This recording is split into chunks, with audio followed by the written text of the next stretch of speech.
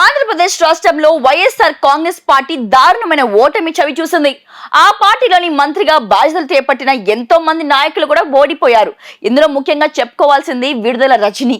ఈమె జగన్ క్యాబినెట్ లో కూడా మంత్రిగా బాధ్యతలు చేపట్టి అద్భుతమైన సేవలు అందించింది. వీటితో పాటు పలు అక్రమాలు కూడా చేసిందని అనేక వార్తలు వినిపిస్తున్నాయి. ఈమె ఎలక్షన్స్ లో ఈమె ఓడిపోవడం, టీడీపీ కూటమి గెలవడంతో వీరి యొక్క అక్రమాల చిట్ట ఒక్కొక్కటిగా బయటకు వస్తున్నాయి.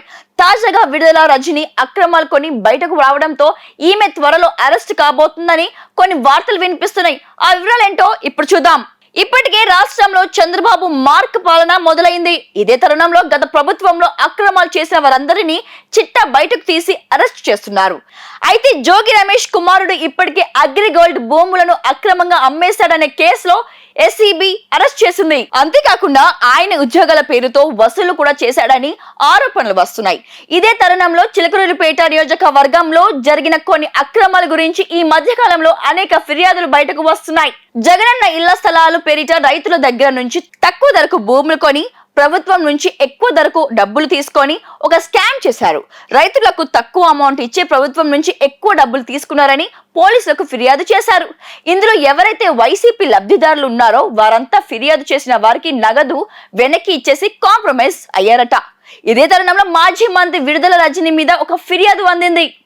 ఆ నియోజకవర్గంలో కొంతమంది క్రషర్ యజమానుల దగ్గరకు వెళ్లి విడుదల రజని అనుచరులు కొంతమంది వెళ్లి 50 కోట్లు డిమాండ్ చేసినట్లు తెలుస్తోంది.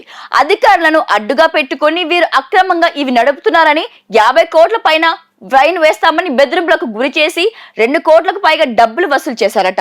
ప్రస్తుతం ఆ యజమానులంతా ఏకమై రజని అనుచరులపై ఫిర్యాదు చేసినట్లు తెలుస్తోంది. అయితే గతంలో వైసీపీ నాయకుడిగా ఉన్నటువంటి మల్లెల రాజేష్ దగ్గర విడుదల రజని కొంత అమౌంట్ తీసుకున్నారట. కొంత అమౌంట్ తిరిగి ఇచ్చి మిగతాది ఇవ్వలేదట. దీనిపై కూడా ఆయన పోలీసులకు వెళ్లి ఫిర్యాదు చేసే అవకాశం కూడా కనిపిస్తోంది. ఇవే కాకుండా చాలా కేసులు విడుదల రజనిపై పడే అవకాశం ఉంది. ఈ విధంగా ఒక్కో కేసు చివరికి విడుదల రజని వరకు చేరితే మాత్రం ఆమె అరెస్టు తప్పదని కొంతమంది రాజకీయ విశ్లేషకులు అంటున్నారు.